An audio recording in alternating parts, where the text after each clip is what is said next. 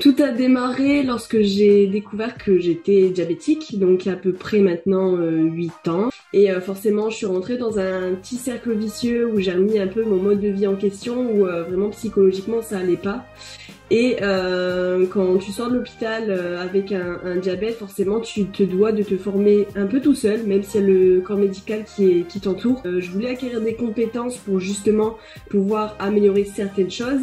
Et pourquoi pas aider les autres aussi à transmettre ces compétences-là. J'ai commencé à parler à plusieurs diabétiques, à plusieurs personnes aussi dans le domaine de la nutrition qui m'ont conseillé du coup de passer une formation pour justement acquérir les bases qui pourraient m'aider à avancer aussi psychologiquement et à pouvoir justement faire mon métier du coup à côté du mien qui moi je travaille dans l'import-export aussi à côté, donc j'ai double facette. J'avais un petit peu de base dans le domaine du commerce. Après, j'aime pas dire commerce, mais il y a certaines méthodes que j'ai dû forcément reprendre pour me faire connaître aussi via les réseaux sociaux. Mais je travaille également en face à face où j'informe les personnes de ce que je fais, de mes compétences qui pourraient également leur servir. Mais j'ai démarré tout début par Instagram, du coup pas sur Facebook mais plutôt sur Insta où vraiment j'ai commencé à mettre en pratique mes connaissances. Et le premier gros job, c'est de se faire connaître sur les réseaux, c'est long. Surtout, il faut avoir une certaine régularité parce qu'on est beaucoup observé par les personnes et justement elles essayent de savoir si c'est sérieux, qui est vrai. Forcément les personnes ils vont beaucoup plus s'intéresser à votre parcours et aussi ils vont s'identifier. C'est le plus gros des jobs, c'est de pouvoir s'identifier aussi au travers de quelqu'un, que ce soit pour l'opportunité aussi d'entrepreneuriat, également l'opportunité d'acquérir des compétences. Donc c'est la première chose que j'ai faite quand j'ai eu la formation, c'est de pouvoir me faire connaître et d'apporter mon aide aux premières personnes. Je me souviens, c'était un profil aussi très très atypique. C'était une personne qui était très renfermée sur elle-même, qui acceptait pas du tout son image. Et puis le gros de notre job, c'est de pouvoir aussi créer le lien directement avec la personne. Donc je m'étais servi des supports aussi qu'on a avec l'école. Ça c'est super bien, c'est du temps de gagner et il faut s'en servir. Et j'ai aussi ramené ma petite sauce à moi dans ça parce qu'on est beaucoup plus à l'aise quand on crée aussi des choses par nous-mêmes. Une relation de gagner, c'est quand la personne elle repart avec le sourire alors qu'elle était arrivée avec un état mental qui était peut-être pas aussi positif que quand elle est repartie.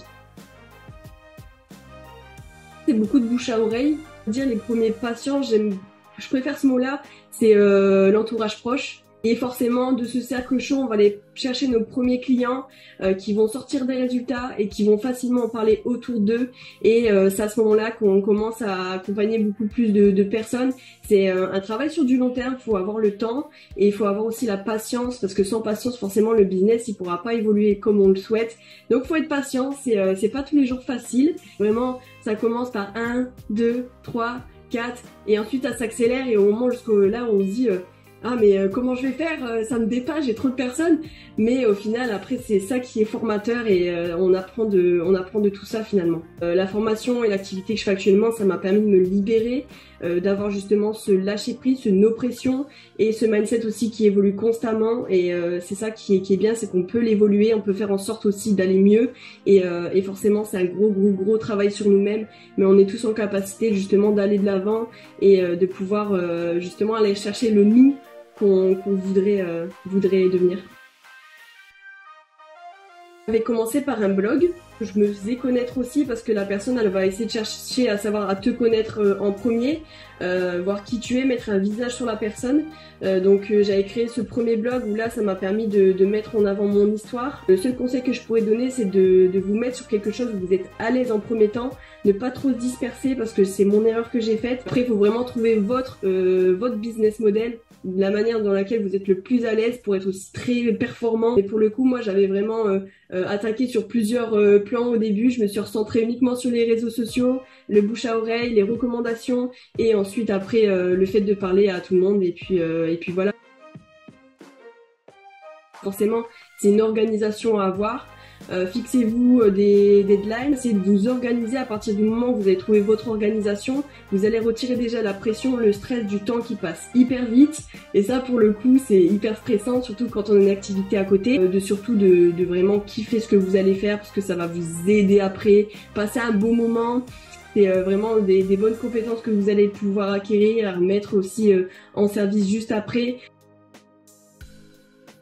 Si vous souhaitez vous lancer directement dans l'entrepreneuriat, vraiment de mettre hyper rapidement le premier post qui va permettre de faire connaître ce que vous allez faire. Et ils savent pas la nouveauté que vous allez pouvoir leur apporter. Donc vraiment faire la première présentation, que ce soit à l'oral ou que ce soit via un post Instagram, via un post Facebook, que vous êtes dans une nouvelle activité, que vous avez pris telle et telle chose et que vous allez pouvoir leur apporter telle et telle chose.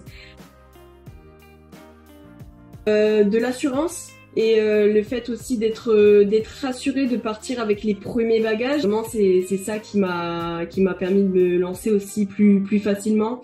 C'est vraiment de pouvoir mettre en pratique ça hyper rapidement et d'être rassuré de tout ce que j'ai appris au cours de la formation et qui m'aidait moi et qui allait pouvoir aider les autres.